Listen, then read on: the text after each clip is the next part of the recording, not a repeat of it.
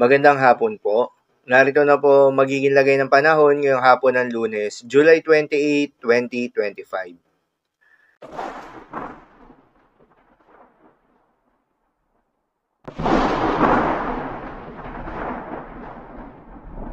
Sa kasalukuyan na tayong sa pag-asa, patuloy pa rin nakakaapekto itong southwest monsoon o hanging habagat sa malaking bahagi ng ating bansa dahil dito ay asahan pa rin yung paminsan-minsan na mga pag-ulan.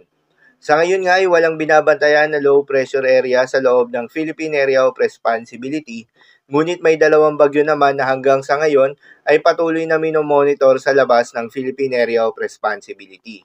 Isa na dyan ay si Bagyong Komei na dating si Bagyong Emong na isang tropical storm category ay huling namataan sa layong 870 kilometers northeast ng extreme northern Luzon.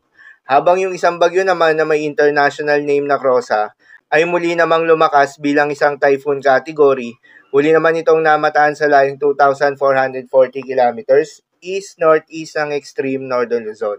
Ang dalawang nasabing bagyo ay hindi naman inaasahan na papasok ng Philippine Area of Responsibility at wala ding direktang epekto sa anumang bahagi ng ating bansa. Gayunpaman, patuloy na hinahatak ng dalawang bagyo itong southwest monsoon o hanging habagat na siyang nakakaapekto at nagdadala ng mga pag-ulan sa ating bansa, particular na sa may western section ng Luzon.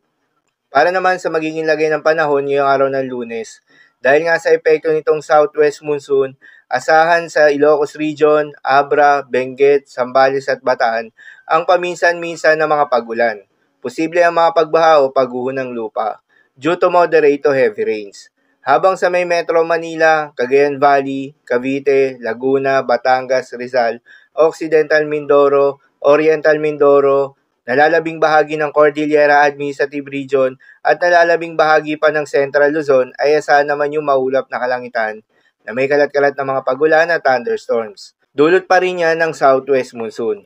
Posible rin ang mga pagbaha o pagguho ng lupa due to moderate to at times heavy rains. Habang sa nalalabing bahagi pa ng ating bansa ay asahan naman yung bahagyang maulap hanggang sa maulap na kalangitan na may kalat-kalat na mga pag-ulan o thunderstorms na dulot pa rin ng southwest monsoon. Posible rin ang mga pagbaha o pagguho ng lupa during severe thunderstorms. Para naman sa heavy rainfall outlook na dulot nitong southwest monsoon, posible ngayong araw ang moderate to heavy rain sa may Ilocos Norte, Ilocos Sur, La Union, Pangasinan, Abra, Benguet, Zambales at Bataan.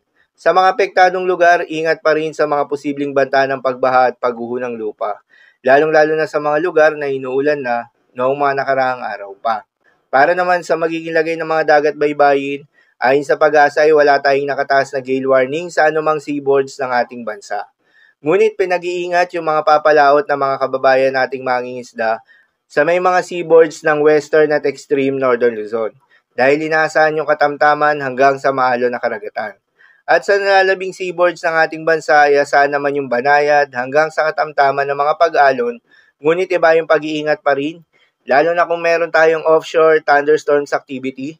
Asahan yung paglakas ng hangin dahil kaakibat nito ay pagtaas rin ng mga pag-alon.